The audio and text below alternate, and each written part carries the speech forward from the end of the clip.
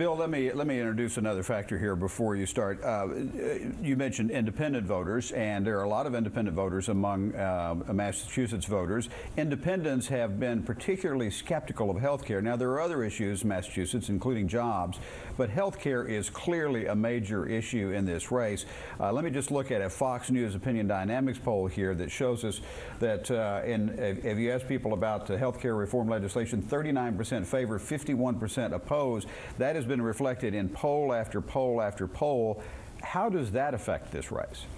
Well, the voters in Massachusetts know that this is crucial for the future of Obama's health care plan, and they're not crazy about it. They don't dislike it as much as voters elsewhere in the country, but even in Massachusetts, that's what you just got to say.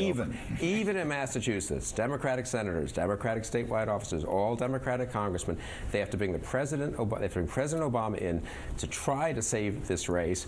Martha Coakley, all the Democratic people here in Washington are now dumping on her.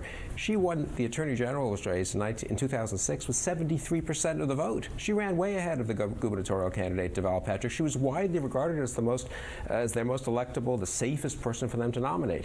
They nominated her. It's a popular revolt. I mean, that is the core of it. Scott Brown's run a terribly, very, very good campaign.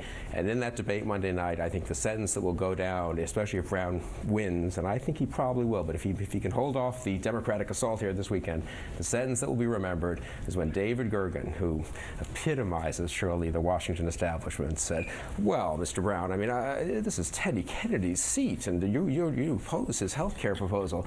And Brown said, it's not Teddy Kennedy's seat, it's not the Democrats' seat, it's the people's seat. And I think that epitomizes the kind of populist revolt that may take Massachusetts into the Republican column on Tuesday.